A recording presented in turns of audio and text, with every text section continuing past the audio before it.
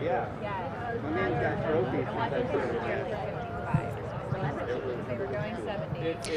Thank you for joining us for WNY News Now special coverage of the reproductive rights rally happening right now in Jamestown, New York. I'm Alyssa Wright, and as the hour continues, we are going to bring you live coverage of the rally right now.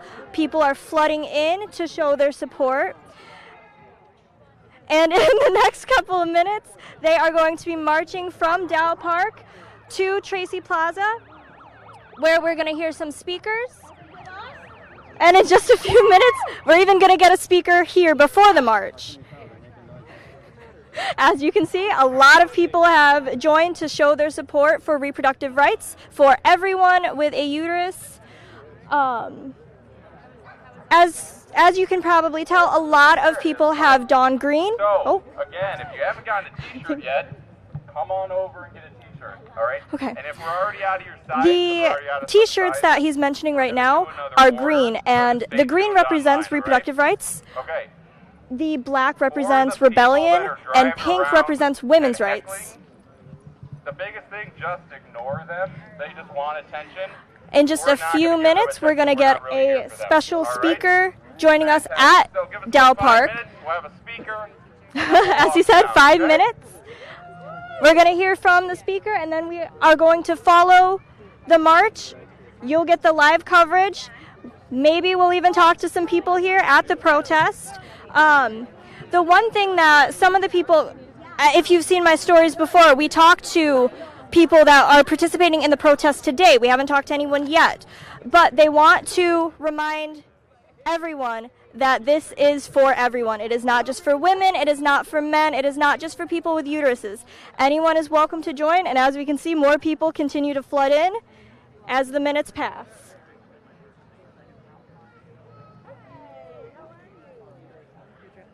Thank you.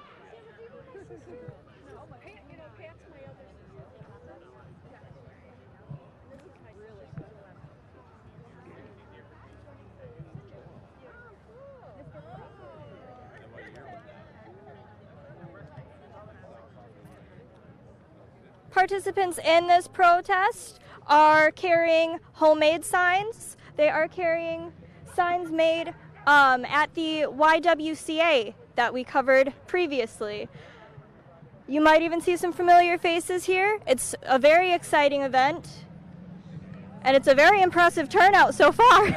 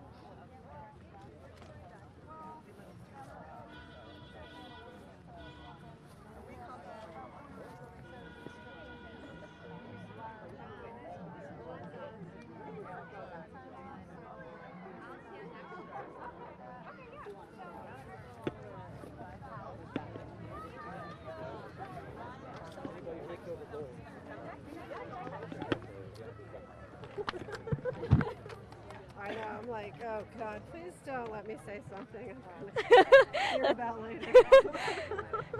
All right, can I just have you say and spell your name? Jennifer Baker. Baker, B-A-K-E-R. I'm like, okay, how much of it do I spell? So tell me why you're here today. I am here because I'm outraged that they would overturn Roe v. Wade, and I'm really worried about, we're fortunate that we live in New York, but a lot of people don't live in a state like New York, and I don't think people realize how detrimental this can be to people who live in other areas that are already feeling the restrictions and the lack of resources at a time when they really need help. Exactly. So that's one of the biggest things that I'm seeing. Why be angry if you're in New York? what are the options if you're in a different state that abortion isn't legal anymore? Well, they're going to be forced to travel to another state where it is legal, which is, added expense and added costs that I think a lot of people can't afford. And it really should be part of the healthcare system. It should not be a big, expensive thing, because there are all different kinds of reasons why somebody would need to terminate a pregnancy.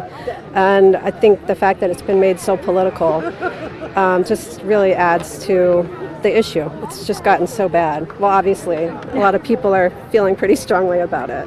Yeah, absolutely. And even being in New York, where it is still safe, are you scared that you might lose that right eventually?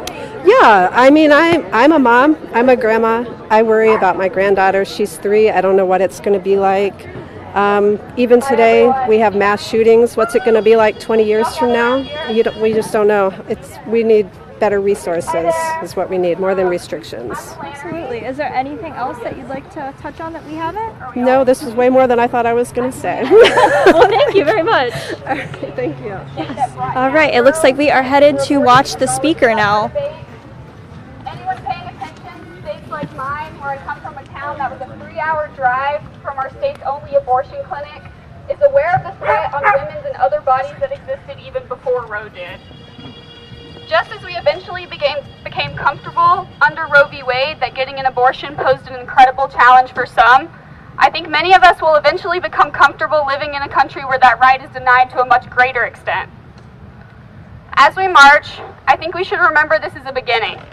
It is a way to show solidarity and a local community commitment, a way to join a national movement.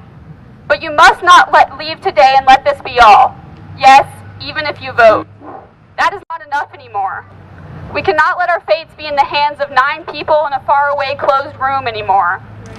When so many in this country already had to travel hours and wait days for the ability to terminate their pregnancy before Roe was turned down, we never should have let our rights be in their hands. We are going to talk more at the end of the rally about the ways you can do something, but for now remember that we are taking back the power. Make some community day. Look around at your new comrades in the movement. The right to control our own bodies is one of the most fundamental human rights we have, and it never should have been up to anyone else in the first place. Let that knowledge, that belief, that anger guide your steps today. Let's go be abortion freedom fighters.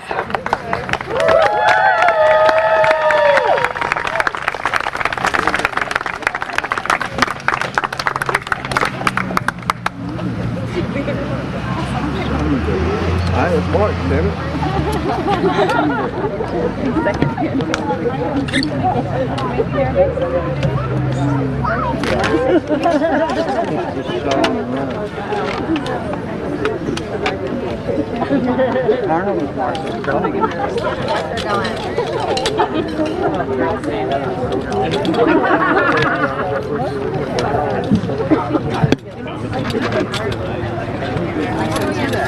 Good? All right. So just to recap, we are in Dow Park in Jamestown, New York right now. In just a couple seconds, we are going to head down the street and we are going to march to Tracy Plaza with the rest of the protesters. We're going to keep you updated. It's going to be live. And at the very end, we are going to hear from some speakers at the City Hall.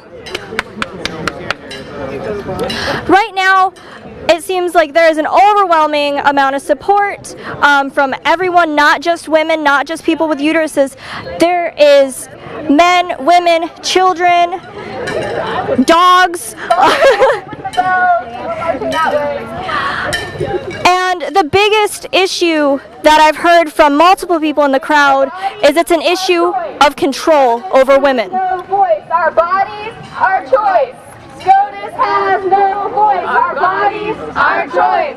SCOTUS has no voice, our bodies, our choice.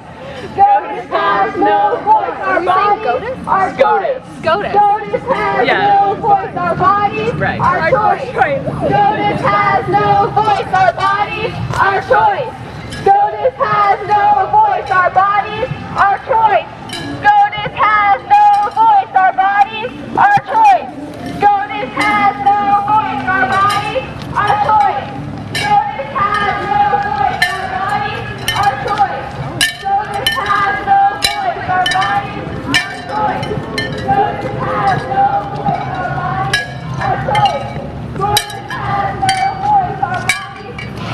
as you can see, the march has begun. Our choice. SCOTUS has no voice. Our bodies. Our choice. SCOTUS has no voice. Our bodies. Our choice. SCOTUS has no voice. Our bodies. Our choice. SCOTUS has no voice. Our choice. SCOTUS has no voice. Our bodies. Our choice. SCOTUS has no voice.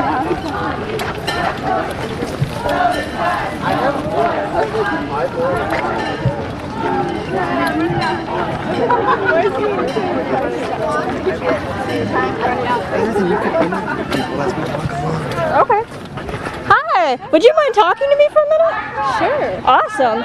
So, could you tell me first your name, first and last, and spell it? Chloe Stewart. My last name. You want me to spell my last name? Yeah. Stewart. Perfect. And why are you here right now? To support women's rights because I don't believe in this recent overturn and I don't think it was a good idea at all. Could you tell me why you don't feel it's a good idea? Because women should have the rights to their bodies and I don't think men or the government should decide that. Our choice. And could you tell me a little bit about what the green on your shirt symbolizes? I actually don't know about the color choice, but it obviously symbolizes women's rights and how we should be able to make our own choices. And right now, do you feel that it is an attack on women and people with uteruses? Yes. Yes, I genuinely believe that. Alright, and I guess one last question. What do you hope is going to come from this rally? I hope it can inspire people to try to do better and realize that you shouldn't try to control other people because everyone's going to do what they want to do. I mean, it's not like we're trying to control men's bodies. So. All right, thank you very much. Well, the key's out there. You can't Off my ovaries, keep your rotaries. Off my ovaries. I like that.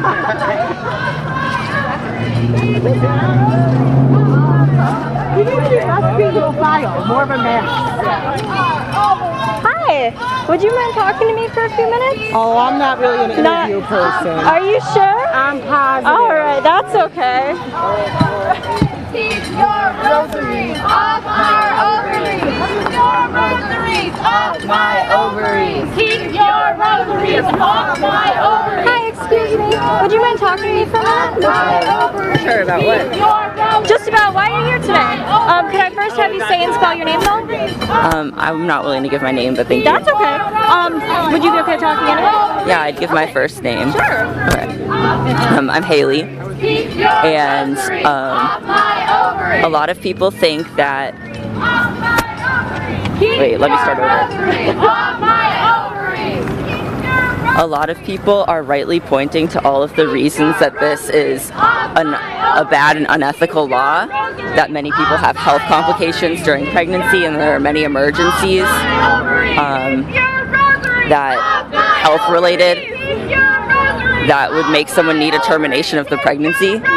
However, I think that not wanting to be pregnant is just as good of a reason as any. Not the church, not the state. Women must decide. So I know a lot of the times when we're talking about these, a large group of people is actually forgotten. It's not just women.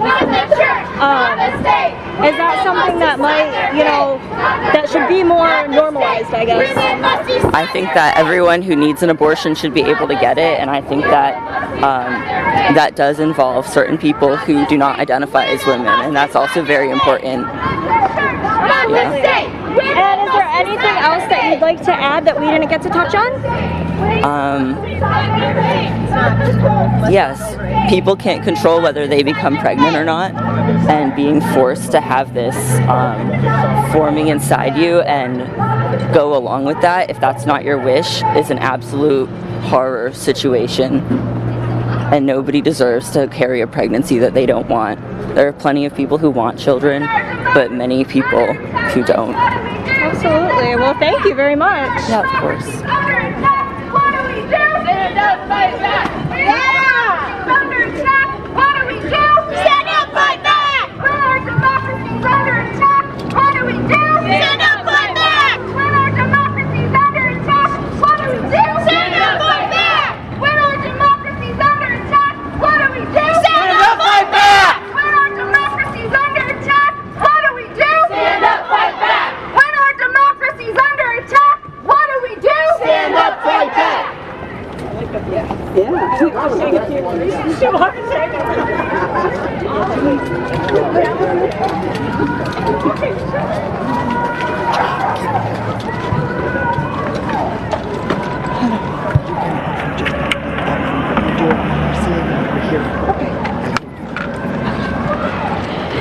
All right, we just heard from a couple of the protesters. I'm not sure if you guys can still hear it, but the chanting is still going on. We are almost to Tracy Plaza now, and there is a huge line behind me and a huge line in front of me. The support is overwhelming here.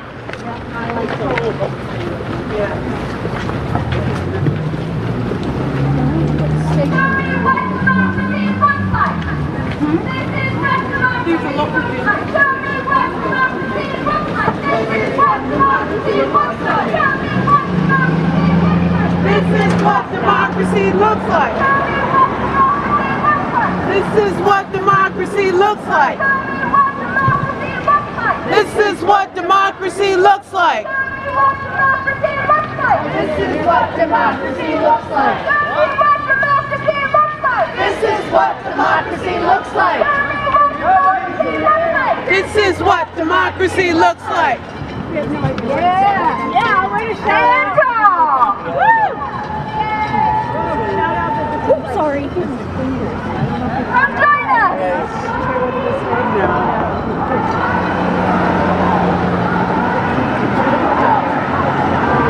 My choice. My choice. My body. My choice. Get people to talk to you. My choice. Sure. My choice. My choice. My body. My choice. My choice. Would you be interested in speaking to me? Pardon me? Would you be interested in an interview really quick? Sure. All right, awesome. Could I have you say and spell your name for me? Sandra Lewis, Sandra Lewis. All right, and could you tell me why you're here today? I'm here today to protest the overturning of Roe versus Wade. I probably am one of the few ones here that remember how it was before it was passed. And as a child, remember in whispered tones hearing adults talk about people, women, dying, you know, trying to abort the fetus. And I remember going to my mother and crying and saying, my God, why is this going on? And she said, well, abortion's illegal. And then a few years later, I remember celebrating with my mother when we found out that abortion, which is a health care issue, is now legal. And knowing in my heart that women would not have to go to a back alley and have someone who's not a physician try and abort their pregnancy. So this is a little bit emotional for me because most of my adult life I knew that I had the choice to say something about my body now. It's my body, my choice. Even though I say I would probably not have an abortion, but I don't know. I don't know. You know, I've never been in a situation where I have been raped by a family member or a stranger or been subjected to all sorts of atrocities, you know, that women have to decide because they're put in a situation. I know that decision is never an easy one, and it kind of seems like people think that it's an easy choice that women make. That is the most difficult choice, I hear, that women make that affects them their entire lives.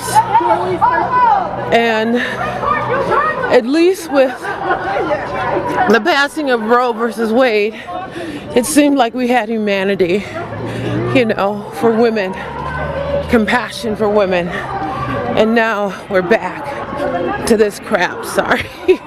You know. So that must be very frustrating for you. I mean, you said you were around when it was still a discussion back in, was it the 70s? Yes. And to see it kind of go backwards.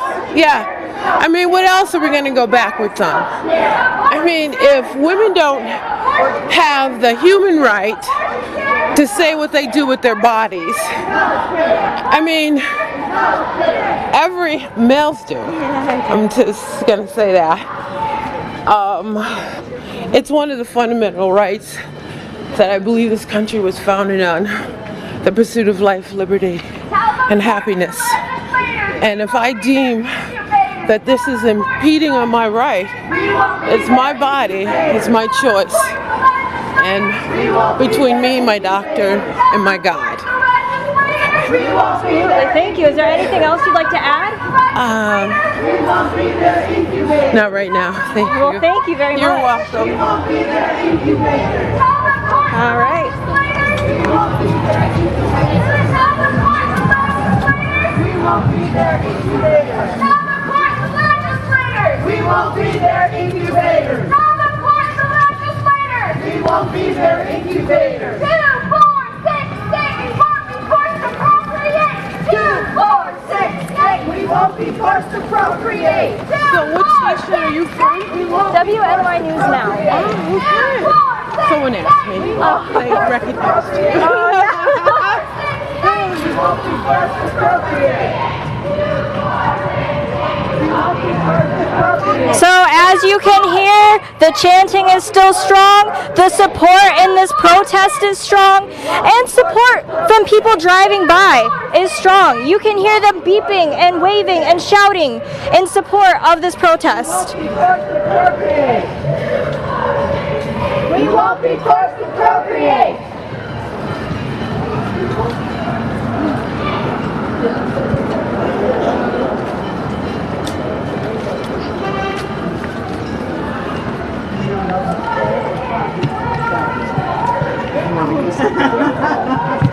Yeah.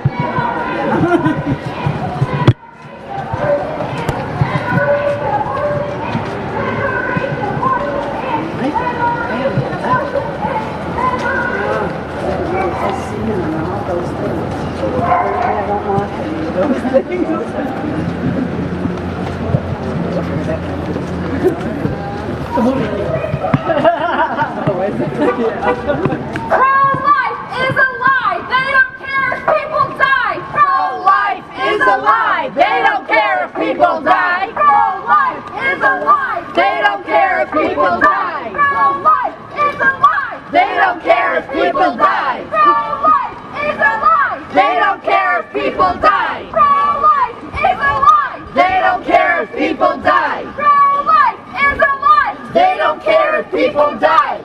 Pro-life is a lie. They don't care if people die. Pro-life is a lie. They don't care if people die. Pro-life is a lie. They don't care if people Hey, die. hey, ho, ho. Abortion bans have got to go. Hey, hey, ho, ho. Abortion bans have got to go. Hey, hey, ho, ho. Abortion bans have got to go. Hey, hey, ho, ho. Abortion bans have got to go. Hey, hey, ho, ho. Abortion bans have got to go. Hey, hey, ho, ho. Abortion bans have got to go. Ho, ho. Abortion bans have got to go. Hey, hey. Have a court. Legislators, we won't be there. Matt, look at me. Have a court. Legislators, we won't be there. Incubators. I can hold it for I feel like it's My kids' lives matter. I'm not seeing a podium. Okay. Then down aboard them.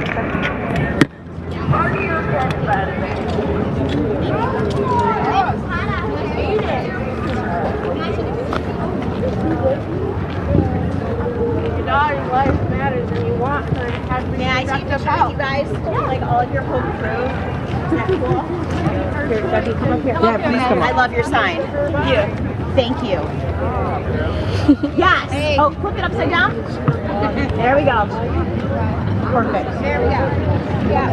As you can see, we have made it to Tracy Plaza. We are awaiting to hear from the speakers. Thank you. Matt, hold your sign up. Thank you.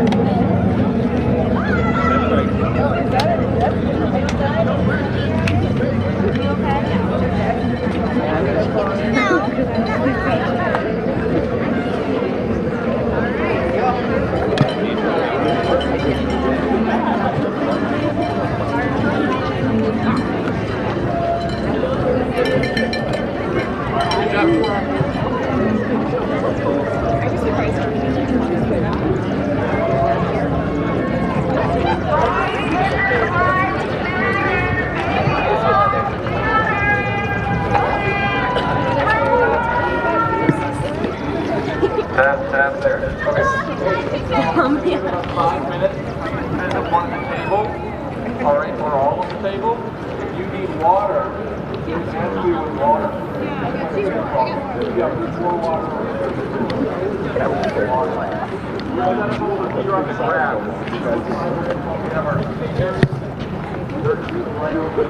Sounds like it'll be about 5 minutes before we start to hear from our speakers.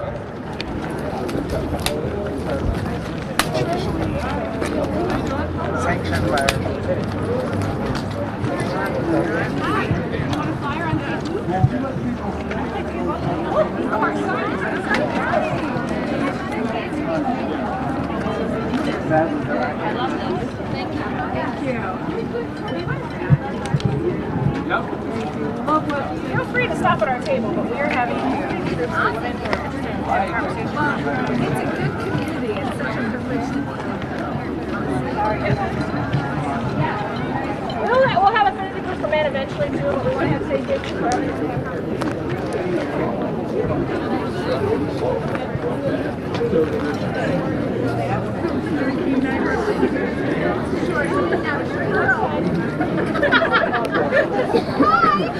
Oh my goodness!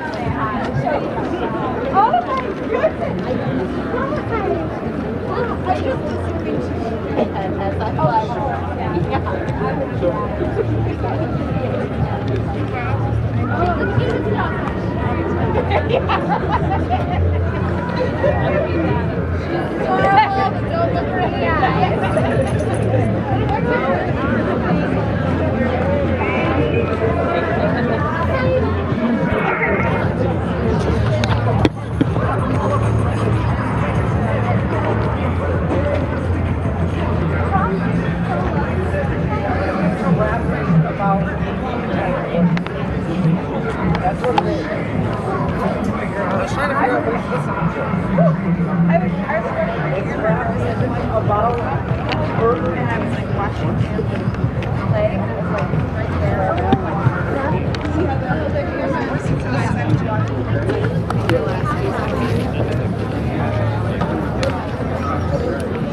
Sorry.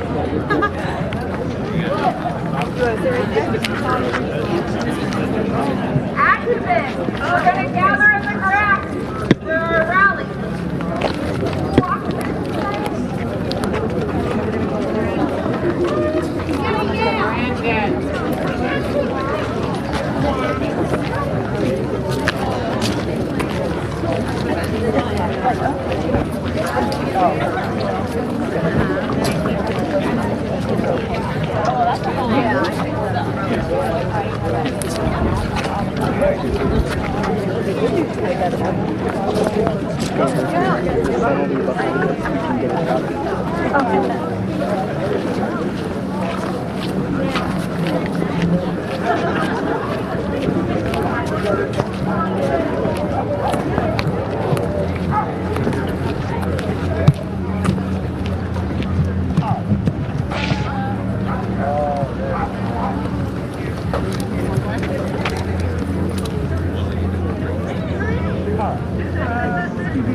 Inspire people to come.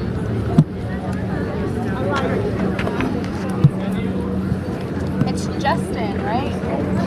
Yes. That's Justin Gould. Yes. Hello. I'm Danica. We chatted on Facebook on Friday. Thanks so much for talking with our reporter. I really appreciate it. You're welcome. Thanks for contacting me. And you have All right, if I could have all of our speakers gather right over here, please. All of today's speakers over there, please.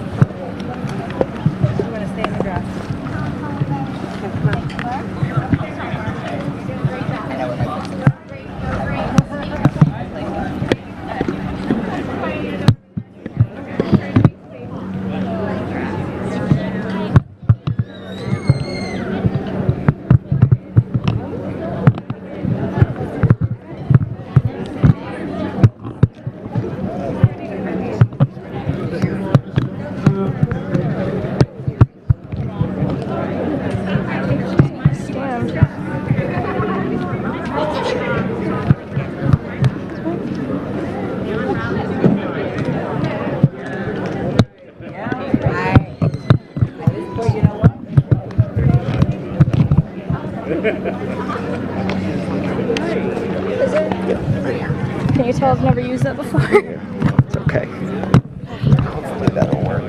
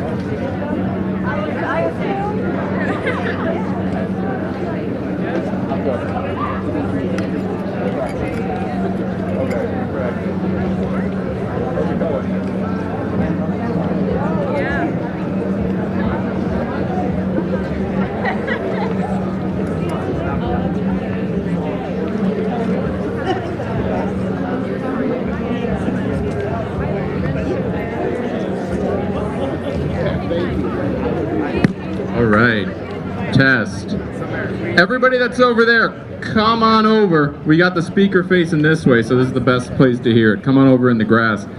All right, so thank you all for coming out. I also want to thank all the people at the tables over here. We have the League of Women Voters. They have voter registration up. So if you're not registered to vote, raise your hand. I mean, that's fantastic, first of all. But if you're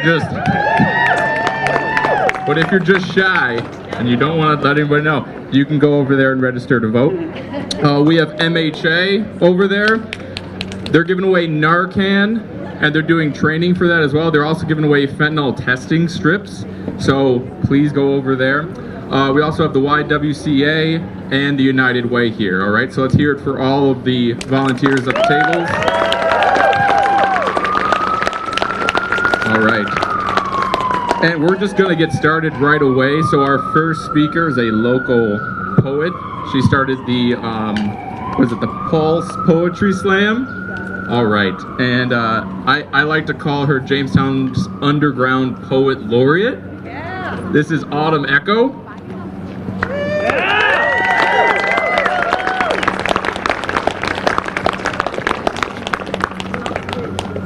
Thank you very much. I'm gonna do a poem for you that seems like relevant. Turn it up. Hello, can you hear me now? Is that good? Okay. Every morning, I wake up, I take 3 deep breaths, I say today is not the day they will sign a lease for my body parts. I have been calm, as cool and collected as a lamb aware of the slaughter can be. What's it been, 5 years since we elected to hate, to fear, some to starve, some to die, some to take their own before someone else does, some to take what is not theirs because they can. Now I am finished. I have no more breath inside me that does not release into the air a scream, a breath of fire. I am finished with calm, cool, and collected. Our bodies have become a battlefront. You can expect nothing less than nuclear rage. Y'all motherfuckers aren't ready. I've got a garbage bag full of broken promises. It's heavy. It's gonna bruise you. I'm wearing brass knuckles and a baby carrier, bitch. I am not afraid of you. How about a paint job? A White House is a shame. A White House is a house of hate. A White House is a bonfire. I'll be caught with the matches. The gasoline gives 0 fucks. We brought a guillotine. I sharpened it with my own teeth. Better grab your crosses. The silver and the wooden ones, they're all rotten with the blood, sweat, and souls you've robbed us of. Call your God and your favorite cop. Speed dial bigots. Call your mother and ask her for forgiveness. We are finished. I am not alone in this. Every person with a body that is hurting for some motherfucking rights in this. Your thieves of human decency have prices on their face. We've got a whole display shelf for the horns of demons slayed.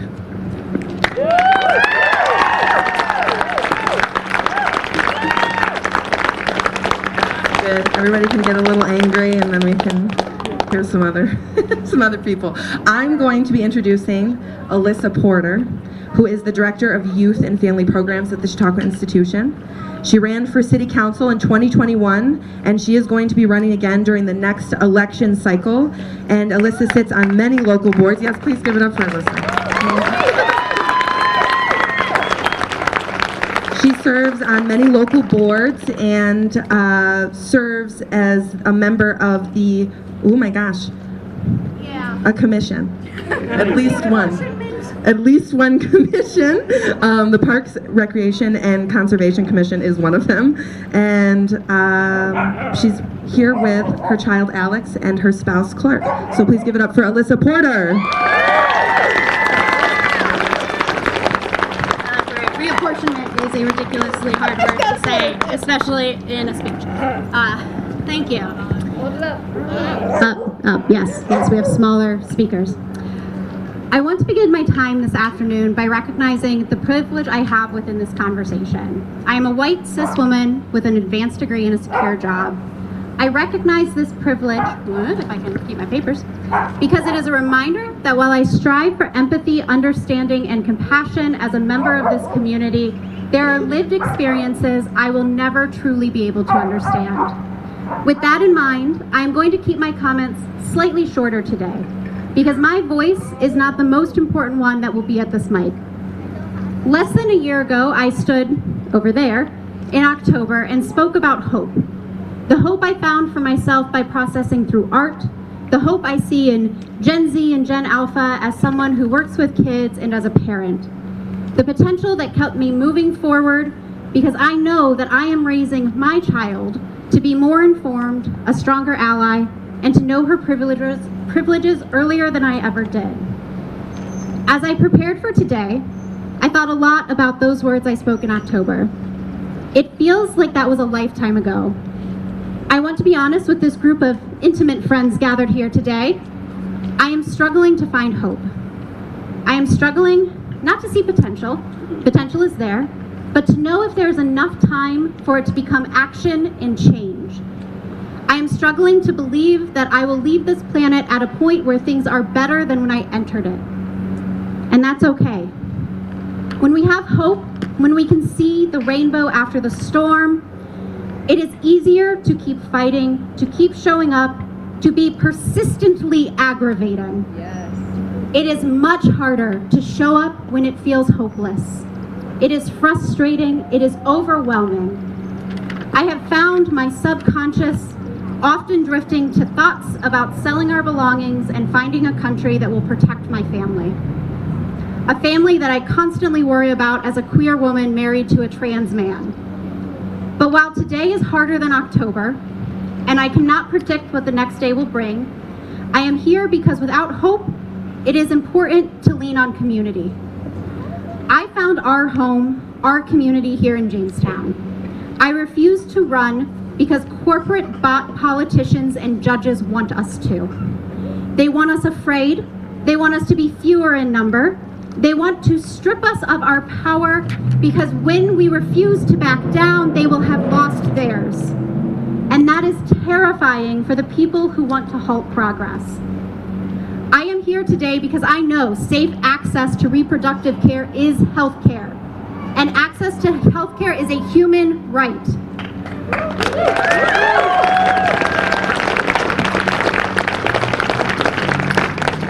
I am also here because I have heard, well, you are lucky because you live in New York. I have had that repeated to me when talking about reproductive care, talking about the actions of the Supreme Court. It has been said to me when I worry about my own safety as a cis woman. It has been said to me when I worry about my child who will physically be able to become pregnant very soon. I have heard it when I worry about my spouse's safety as a trans man. But I am here because I want to send a message to those in our community who may be feeling hopeless as well. To the young people who are living in homes with family members whose values do not reflect your own. I want you to know that you have support. You are part of a community that will never back down. When the world feels lost, I will continue to show up out of spite until I can find hope again.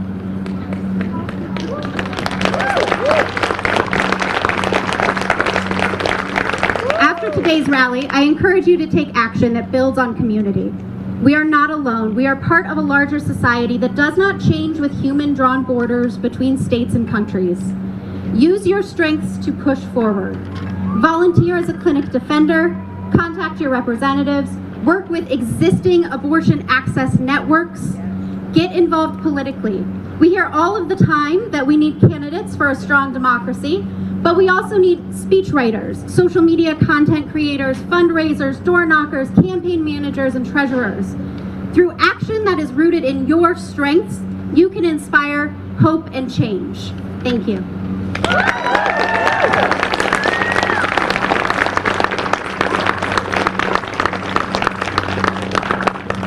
All right, now it's my pleasure to introduce Sukanya Berman. Sukanya is a first-generation American who calls Jamestown, New York, her home. Growing up in Kolkata in India and immigrating to the U.S. in her 20s, she brings with her a global perspective on various cultural and social economic issues. She is a dance artist trained in Indian classical and modern dance with over 20 years of experience performing both nationally and internationally.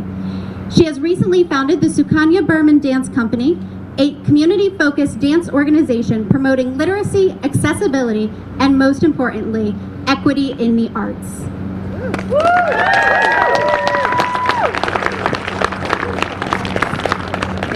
Thank you. I want to thank everyone who showed up today. I also want to take a minute to thank Jamestown Justice Coalition for giving me this opportunity to speak. My name is Sukanya and I am a first-generation American. I was born in India, and as soon as I was able to think for myself, I felt the heavy load of misogyny and the watchful eye of patriarchy all over my body. Women should dress modestly. Women should be obedient. Women should be graceful. Women should be this, women should be that, and most importantly, women should be mothers. And growing up, quite naively, I always thought that controlling women's bodies was a uniquely Indian problem. But boy, was I wrong. Women's bodies have been weaponized time and time again by religion, authoritarian regimes, political campaigns, and so-called well-meaning friends and family. As Gloria Steinem writes in her 2019 book, The Truth Will Set You Free, but It Will Piss You Off First, Thoughts on Life, Love, and Rebellion, she writes, among Hitler's first acts were to padlock family planning clinics and to declare abortion a crime against the state. Punishment was prison and hard labor for the woman, who could then be forced to bear children, and the death for the doctor. Which brings us to the overturning of Roe versus Wade in this country and the current political and domestic war on bodies that have ability to get pregnant. We have entered an era not just of unsafe abortion, but of widespread state surveillance and criminalization. And not just of pregnant people, but also for doctors, pharmacists, clinic staffers, and volunteers and friends and family members of anyone who comes into meaningful contact with a pregnancy that does not end in healthy birth. And those who argue with this decision that this decision would not actually change things much, an instinct you'll find on both sides of the political divide. They are blind to the ways in which the state-level anti-abortion crusades have already turned pregnancy into punishment.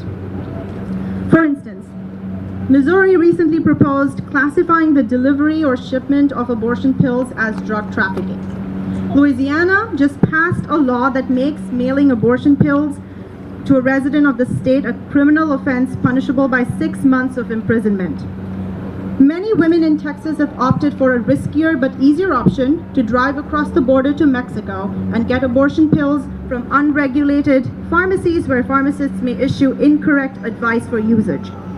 And most importantly, last year, Arkansas passed a law called Every Mom Matters Act, which requires women considering abortion to call a state hotline and requires abortion providers to register all patients in a database with a unique ID. Since then, 6 other states have implemented or proposed similar laws. The hotlines are provided by crisis pregnancy centers, typically Christian organizations, many of which masquerade as abortion clinics. They provide no health care and passionately counsel against abortion.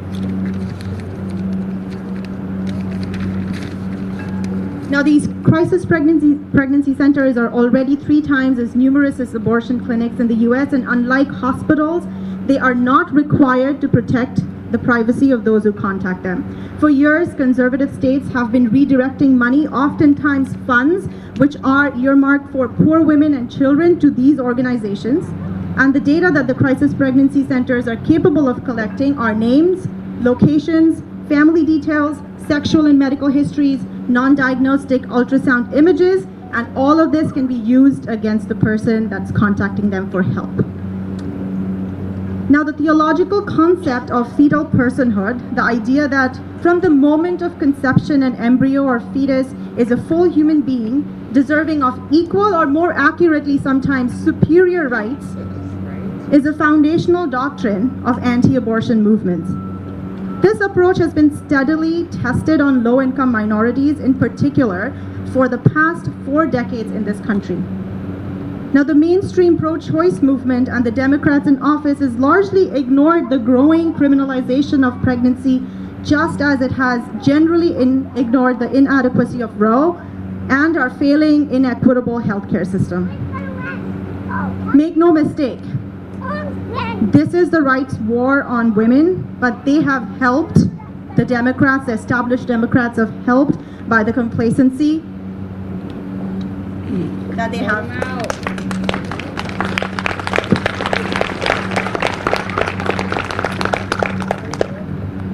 Now, a general tone that casts abortion as an unfortunate necessity, an approach to messaging which values choice but devalues abortion care as health care, which emphasizes reproductive rights rather than reproductive justice, that approach has landed us here.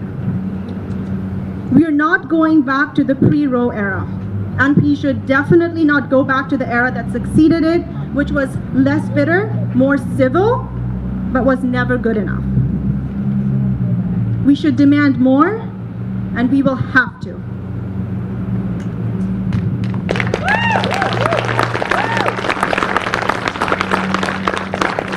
Now, I'm not a poet like my previous amazing co-speaker, Autumn, but there's this poem that really resonated with me. It's a poem by Sonia Renee Taylor, an incredible Black author, poet, and founder of the Body Is Not an Apology movement, and which kind of summarizes all of my thoughts about abortion.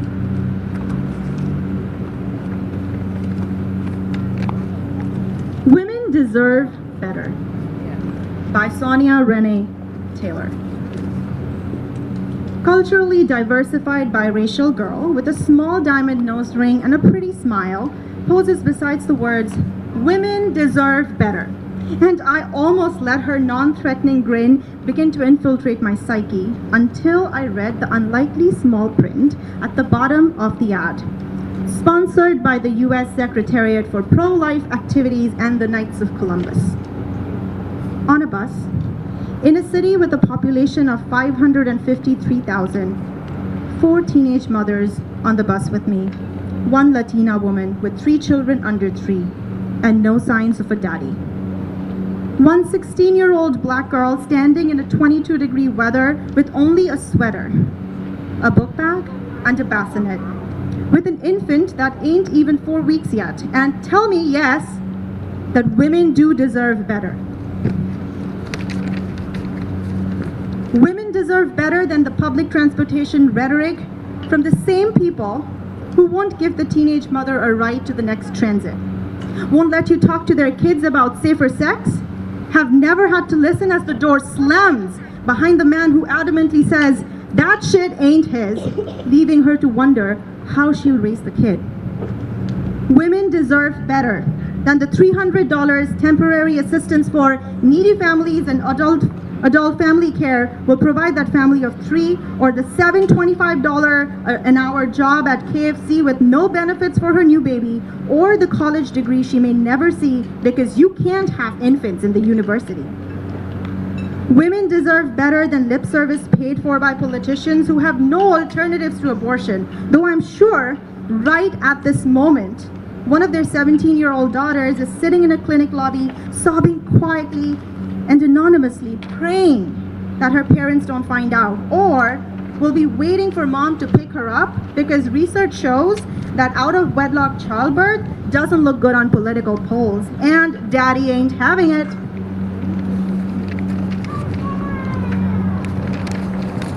Women deserve better than backwards governmental policies that they don't want to pay for. They want to pay for welfare for kids. They don't want to pay for health care for kids or child care for kids. They don't want to pay living wages to working mothers. They don't want to make men who only want to be last night's lovers responsible for the semen that they lay. Flat out, they don't want to pay for shit, but want to control the woman who is having it. And then acting outraged at abortion. Well, I am outraged that they want us to believe that they believe that women deserve better. The Vatican won't prosecute pedophile priests, but I decide I'm not ready for motherhood and it's condemnation for me? These are the same people who won't support national condom distribution to prevent teenage pregnancy. But women deserve better. Women deserve better than back alley surgeries that leave our wombs barren and empty. We deserve better than organizations bearing the name of land-stealing racist rapists funding million-dollar campaigns on subway trains with no money to give to these women, while balding middle-aged men tell us what to do with our bodies while they wage wars abroad and kill other people's babies.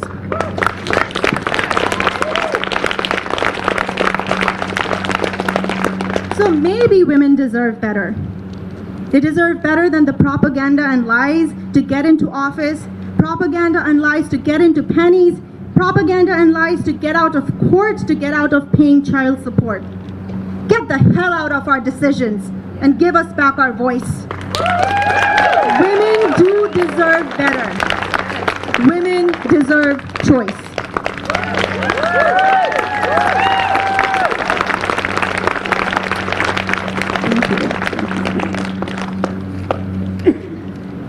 So the speaker up next is the amazing Sandra Lewis. Sandra has over 40 years of experience as an IT professional, a higher education administrator, and math instructor. Sandra has decades of community service and feels JFK's call to serve her state and country. Sandra is a candidate for New York State Assembly and is obviously a pro-choice candidate.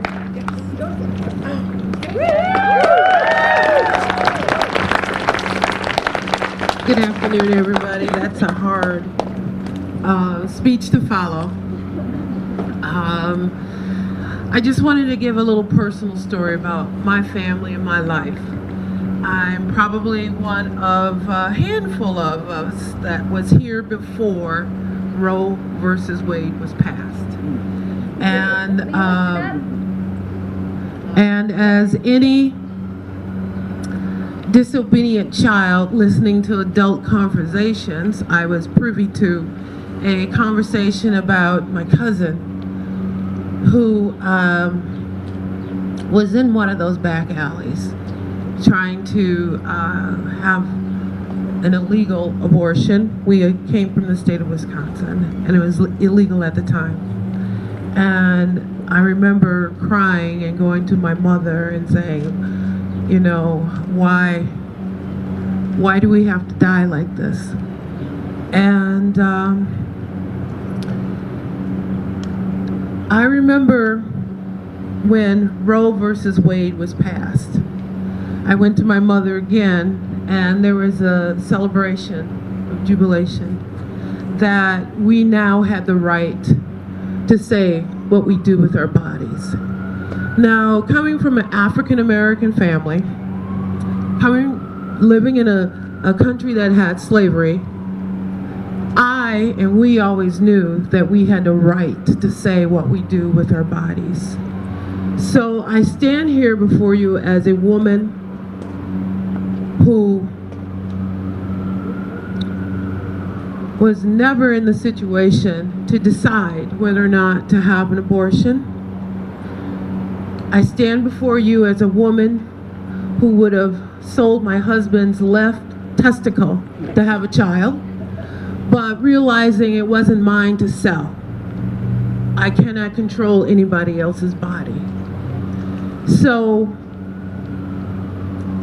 to me, the choice was what to do with my body and whether or not I could give my life, you know, or carry a child if I was a victim of incest or if my life was on the line. I always said that I hope I would choose correctly. But the point being, it was always my choice and not yours. It was my choice to choose.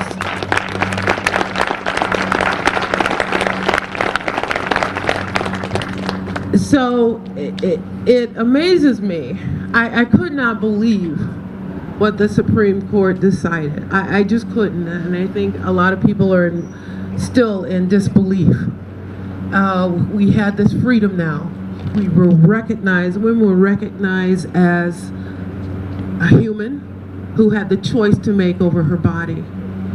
And now that right was taken away. So I said to myself, well, what can we do now? I live in the state of New York, where right now we do have that choice still, but who knows? I never thought I would see this day. And I said, what can I do in a state that still allows this? Number one is to remind young girls and women of the power that they have, and they can choose always. Now, if you do step out, there may be consequences, but always know that it is your right to choose. It is your right to take the path that you think you must take. And to remind them, never feel so desperate that you need to go in a back alley. You need to take things in your own hands. Hopefully, I hear they're starting up, that there are agencies and clinics that can transport young women, girls to another state if they don't have finances. And I, for one, plan on giving my money to those clinics and those organizations. And I hope that you will as well. It frightens me to hear that our legislatures that represent our county are talking about, I don't want those people coming to my state using my tax dollar. And I say, shame on you. Shame on you. Shame on you. So that's my new line. Shame on you. We are all put in situations where we must help each other out. And if I am not able to do what I must do, then we're all in it together, okay? And I will use my tax dollar to support any woman that comes into my state, my county, and looking for help. Because abortion is a health issue, okay? It's more than it's a health issue. So you're denying me health.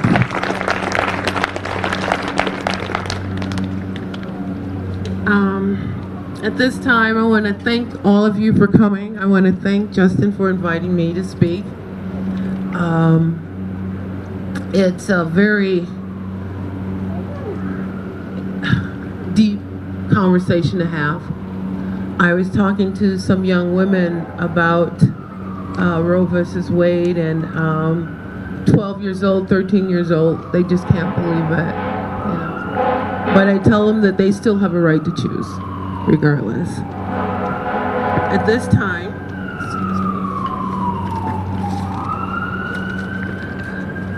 I would like to introduce the next speaker, Katie Castro.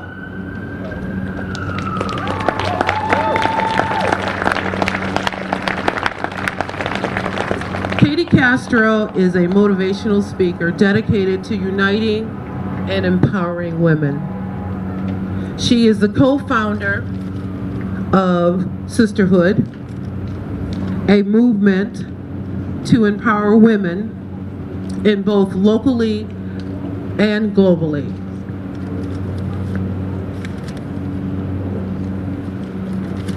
Forgive me here. Katie also speaks and coaches through Women's Speakers Collective and contributes to Brave Global Inc., which supports at-risk girls in danger of exploitation. At this time, I would like Katie to come.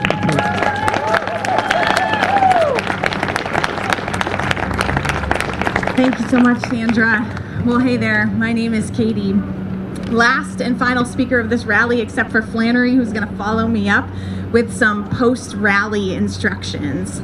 So if your attention is fading and you're hot, please know that I am the caboose to this. We are wrapping up here, but listen, I am the unlikely speaker at an event like this because I preach and lead ministries across Chautauqua County.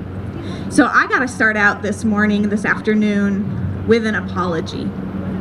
I am so sorry for the way that the capital C and many of the local C churches have weaponized your bodies, women. I am so terribly sorry. For many people, a pro-choice stance and Christianity are theologically opposed. And to be honest, I've gotten a whole lot of heat and feedback for being here today, but it is my position, irrevocably, that the God of life ordained choice. And I cannot and will not stand in the way of the next generation of girls seeing that for all that it is. Now, last week I had the opportunity to be up on Mount Baker in Washington State with a group of girls from all across the US and Canada who wanted to invest in their leadership and communication. 2 of them are from Chautauqua County and they're here today. So incredibly proud of them. And during the course of that week with these girls between the ages of 14 and 19 from across the US and Canada, I heard over and over again the narrative from these emerging women leaders that they felt internal dissonance because Christians aren't making space for them to be progressive and progressives aren't making space for them to be Christians. And that might sound like a small deal, but so many of us before have experienced a lack of belonging and a lack of community and a lack of way chartered for your identity and all that you are wired for. So you know, it's a big deal. So I'm here today to honor the next generation of women, among whom I hope will be my daughters. And for those of you who are gathered here today who identify with faith. So allow me to start by saying, if you have felt that dissonance, there is space for you. And second, follow that dissonance. Our world needs women who can navigate polarities with their spines straight, with courage, and with incredible humility. Friends of faith who are here from the lens of both Christianity and then from the lens of being a movement strategist, which is my day job, we must stand by the right to choice.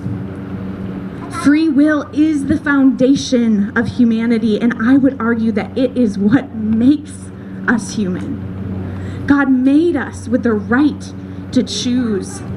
At so many different points in Scripture, he says, I set before you good or evil.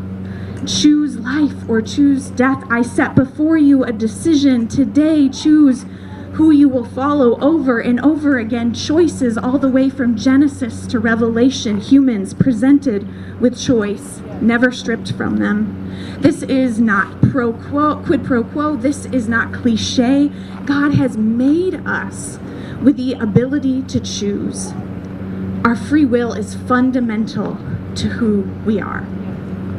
Now, from a movement strategist perspective, let me just say that choice is also our power. It is our contagion. It is our best strategy for growth.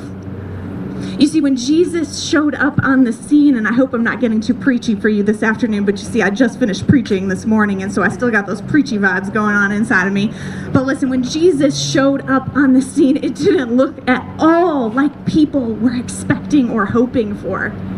In fact, the Jewish people had been subject to oppression for many, many years, and so what they were hoping that their Messiah would show up as was someone who would overrule the Roman Empire and establish a new regime, a new empire. But over and over again, the people of God in the Gospels are missing the point, and Jesus just keeps on redirecting them. Even in the book of Acts, when Jesus has resurrected, it's his final moment with the disciples in Acts chapter 1, verse 6. There is this moment when the disciples say, and when will you come to establish your kingdom here? Because you see, they were still thinking empire. And Jesus answers with a bit of an ironic laugh, I have to imagine. You will be witnesses in Jerusalem, in Judea and Samaria, and to the ends of the earth. And with a bit of an ironic laugh, I stand before you today laughing at our moment in history when again the capital C Church stands before you and tries to establish their empire power that has not and will not ever be the way of the God of life who ordained choice right from the very beginning. If you are a person of faith or you are a person who has rejected faith, please know that there is space for you, that an ethic of life is also an ethic of choice.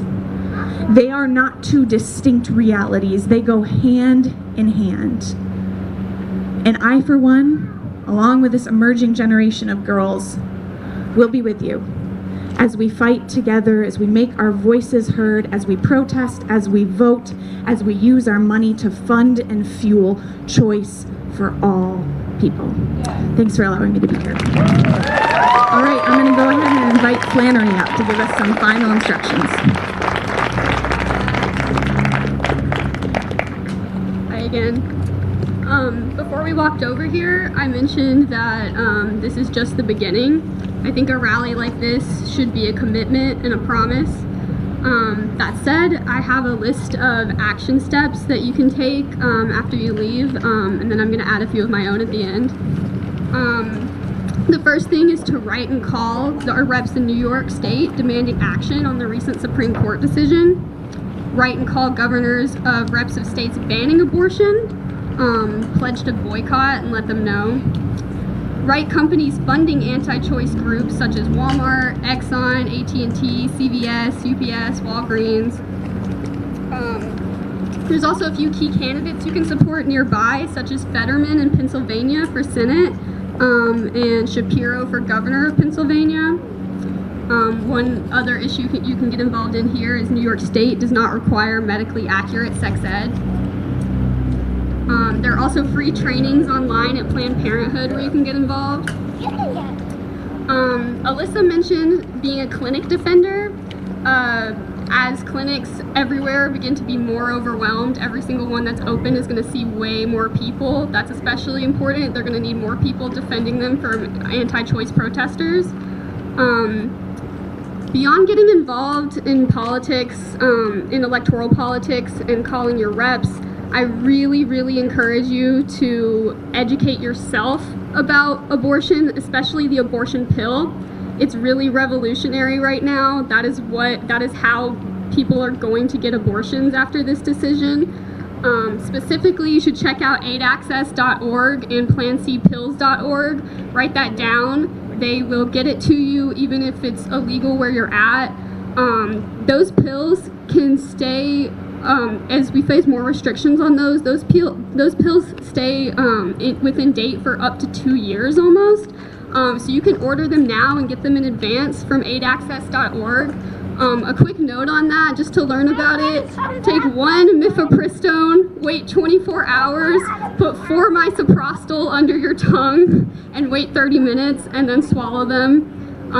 That's going to get you an abortion. It is very, very highly effective, especially the earlier in your pregnancy that you are. I really encourage you to do your own research, because right now our politicians are failing us. And the best thing that you can do is be educated yourself and help your community.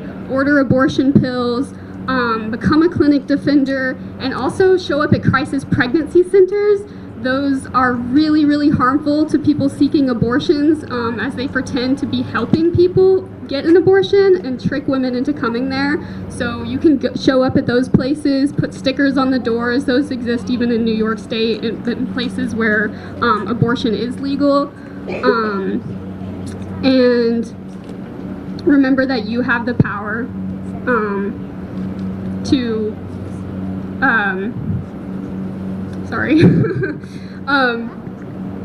you have the power to learn how abortions work, how abortion pills work, and help people in your community get access to them on their own without going through our politicians. So, power to the people.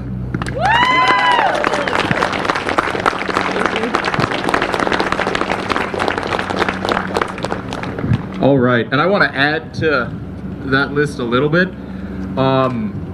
as things you can do. Ooh. In November, where's Sandra? In November, put her on state assembly. In November, vote for her, except other than Andy Goodell. Get him out, put her in. Next year, put Alyssa on city council. And he's not here today, but next year, re-elect our mayor, Eddie Sundquist. All right, thank you all for coming out. We're going to walk back. If you want to go to the tables, if you haven't yet, please do. Thank you for everybody that volunteered for the tables today. And thank you all for coming out. We all really appreciate it. It's great to see the community that we have in this area. Have a good day.